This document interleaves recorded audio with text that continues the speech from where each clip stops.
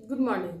आज हम पढ़ाई करेंगे वर्ग 6 का हमारी दुनिया अध्याय 8 हमारा राज्य बिहार का अगला भाग। तो अगला भाग में हम लोग को जानना है बाढ़ के बारे में। आपको पता है कि बिहार एक बाढ़ प्रभावित राज्यों में से जाना जाता है, जिसमें कि सुखाड़ और दहाड़ दोनों एक साथ देखने को मिलता है। आप देखेंगे ये बिहार का कुछ नक्शा है, ये उत्तरी भाग है बिहार का, ये दक्षिणी भाग है बिहार का। और उत्तरी भाग में देखेंगे बरसात के समय में दहाड़ से प्रभावित रहता है, बाढ़ से ही पानी भरा रहता है और ये यहाँ का फसल काफी नुकसान होता है, माल जान दोनों का नुकसान होता है इसमें। और दक्षिणी बिहार जो है, इसमें अगर वर्षा कम हुई नहीं हुई तो इधर सुखाड़ की स्थिति उत्पन्न हो जाती है। इस प्रकार से देखा जाता है कि बिहार में सुखाड़ और दहाड़ एक साथ होता है। अब देखिए, बाढ़ के लिए जो हमारे राज्य बिहार में सबसे जो प्रसिद्ध नदियां हैं, सबसे फेमस नदियां हैं, सबसे ज्यादा जो क्षति पहुंचाने वाली नदियां हैं, वो है आपको कोसी नदी। इधर आपको पता होगा जितनी सारी नदियां ऊपर से आती है बिहार में, गंगा में मिलती है आकर के, वो सारा हिमालय से निकलने वाली नदियां हैं। और बाढ़ का मुख्य स्रोत इसी हिमालयी नदियों को माना जाता है, जिसमें आप देखेंगे कि सबसे प्रमुख कौन है? कोसी नदी। कोसी नदी जो इधर सुपौल, सहरसा, खगड़िया, मधेपुरा, पूर्णिया, कटिहार इसके क्षेत्र में बहती है। और ये मुख्य रूप से बिहार का शोक नदी के नाम से इसलिए जाना जाता है कि ये कभी भी कहीं भी मार्ग अपना बदल सकती है। कभी अब देखिए, ये सुपौल है, सुपौल के किनारे से चलती है, हो सकता है ये कि बहुत अंदर से चलने लगे, सहरसा में बहुत अंदर से चले जाए, ऐसा हो कि दरभंगा की तरफ बढ़ जाए। तो इसका कोई निश्चित अपना अपवाह क्षेत्र नहीं है, ये कभी भी अपना मार्ग किसी साल मार्ग बदल देती है। तो इसीलिए ये बिहार के शोक नदी के नाम से जानी जाती है। और इसी क्षेत्र में सबसे ज्यादा बाढ़ प्रभावित क्षेत्र जो है वो यही है, दरभंगा, सुपौल, सहरसा, खगड़िया, मधेपुरा, पूर्णिया, कटिहार। आपकी किताब में बताया गया है कि सुपौल से खगड़िया तक, मधुबनी से खगड़िया तक के आसपास का जो क्षेत्र है, उस क्षेत्र के लोग जो है वो दोहरी जिंदगी जीने के लिए अभिशापित हैं। अब देखिए, ये दोहरी जिंदगी क्या होता है?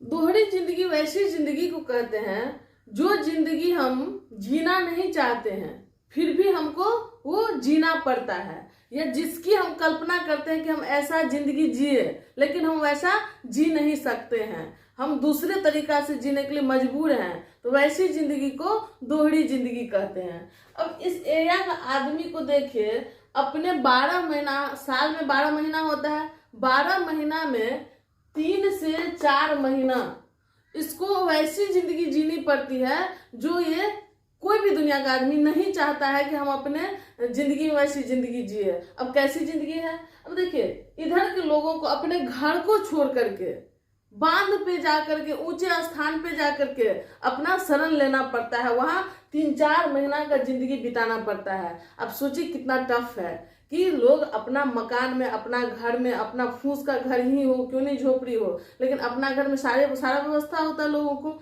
लेकिन उससे हट करके एक पन्नी के नीचे, एक टेंट के नीचे जीना पड़े, कितना टफ है। 1-2 दिन काटना टफ होता है, इसको जिंदगी में 12 महीना में, एक साल में 3 से 4 महीना मुख्य रूप से जीना ही पड़ता है। इसी को दोहरी जिंदगी कहते हैं कि जो ये लोग नहीं चाहते फिर भी इसको जीना पड़ता है वैसा। अब इसके लिए क्या क्या कर सकते हैं? दोहरी जिंदगी जीने के लिए कुछ इंतजाम करता है, ये लोग एक आदत बना लिए हैं बाढ़ प्रभावित वाले लोग कि कैसे हमको दोहरी जिंदगी में सरवाइव करना है, जिंदा रहना है। तो जैसे ही बाढ़, बरसात का सीजन आता है और ये लोग समझ जाते हैं कि हाँ अब बाढ़ से हम लोग का एरिया प्रभावित होने वाला है, तो सबसे पहले ये लोग अपने खेत में क्या करते हैं, मनीजर नाम का एक बीज होता है जिससे कि जलावन का लकड़ी बनता है, तो उसको अपने खेत में छींट देते हैं। फिर उसके बाद अपने आवश्यकता 3-4 महीना के लिए जो आवश्यक वस्तु सब है उस सबको इकट्ठा कर लेते हैं और सभी मवेशी को ऊंचे बांध पे पहुंचा देते हैं। अपने जरूरत की वस्तुओं को ऊंचे बांध पे पहुंचाते हैं, पशुओं के चारा को ऊंचे स्थान पे पहुंचा देते हैं जहां उनको रहना है, 4 महीना जिंदगी बिताना है, और फिर अपने एरिया से ये पलायन कर जाते हैं बांध पे, और वहीं अपना पन्नी का घर बना करके, टेंट बना करके उसमें अपना 4 महीना जिंदगी बिताते हैं। एक शरणार्थी जैसा जीवन ये लोग बिताते हैं। उस समय इन लोग को सरकारी कुछ सुविधा भी दिया जाता है, राशन दिया जाता है, सरकारी देखभाल स्वास्थ्य के लिए किया जाता है। तो ऐसी स्थिति ये लोग जीते हैं बरसात के समय में। तो इस प्रकार से हम लोग देखें कि बाढ़ प्रभावित एरिया कौन कौन है।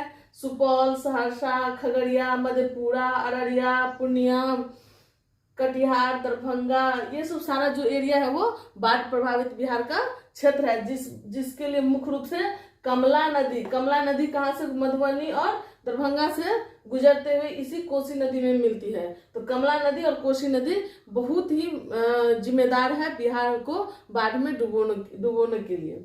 तो इस प्रकार से हम लोग देख लिए कि बाढ़ किस एरिया को प्रभावित करती है और बाढ़ आने पे हम लोग को किस किस प्रकार से एहतियात बरतनी चाहिए, अपनी जिंदगी को उस समय जीने के लिए किस किस सामान का इंतजाम करना चाहिए। चलिए अब हम लोग देखते हैं टाल क्षेत्र।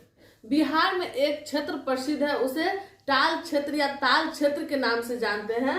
वो क्षेत्र है आपको पटना जिला में, बिहार के पटना जिला में। जब आप फतुहा से मोकामा की ओर जाएंगे तो आपको ये टाल क्षेत्र मिलेगा। जब आप ट्रेन से पटना से लखीसराय की तरफ जाएंगे तो आपको दिखेगा बरसात के समय में कि किसी समुद्र के बीचों बीच रेलगाड़ी चल रही है, ऐसा दृश्य देखने को मिलेगा। तो जो ये ताल क्षेत्र है वो कैसे बनता है, इस चीज को हम लोग जानेंगे। ये ताल क्षेत्र किसको कहते हैं? तो तालाब जैसा पानी से भरा हुआ क्षेत्र, जो पूरा दूर दूर तक पानी पानी दिखे, उस क्षेत्र को ताल क्षेत्र कहते हैं। और वो परमानेंट नहीं होता है, वो पानी वो कुछ समय के लिए होता है। जो परमानेंट पानी से भरा रहता है उसको चंवर कहते हैं। और ये बरसात के दिनों में 4 से 5 महीना ये पानी से भरा हुआ क्षेत्र है, जो आपको फतुहा से मोकामा तक आपको ये क्षेत्र मिलेगा। तो होता ये है कि ये क्या है, आपको गंगा नदी, ये गंगा नदी का हुआ क्षेत्र है। आपको पता है कि पटना गंगा नदी के किनारे पे बसा हुआ है।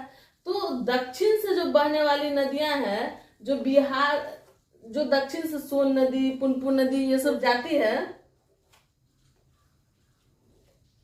तो वो नदियां क्या होती है, गंगा नदी में बरसात के समय में अपना पानी नहीं समा पाती है, क्योंकि उधर हिमालय की तरफ से जो नदियां आती है वो बहुत ज्यादा पानी गंगा नदी में छोड़ चुकी रहती है, अपना सारा पानी से वो भर चुकी रहती है गंगा नदी को। तो गंगा नदी ओवरफ्लो करता है बरसात में। तो और इस पटना के फतुहा से मोकामा तक का जो एरिया है वो क्या है, तो लो लैंड, काफी निचली भूमि है, और उस निचली भूमि में ये सारा पानी अपना फैला देती है। ये सारी नदियां दक्षिण की ओर से गंगा में मिलने वाली नदियां।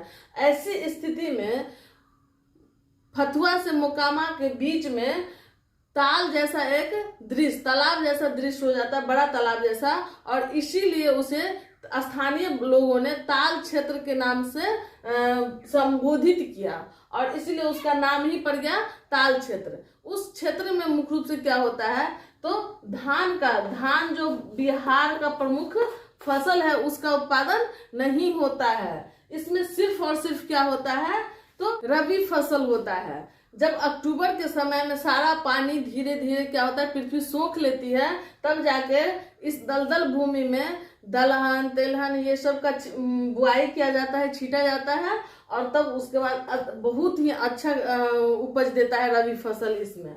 लेकिन खरीफ फसल नहीं होता है। तो हम लोग समझ गए, पटना से जब हम लोग पूरब की तरफ चलेंगे तो आपको फतुहा से मोकामा के बीच का जो जगह है उसे ताल क्षेत्र के नाम से हम लोग जानते हैं।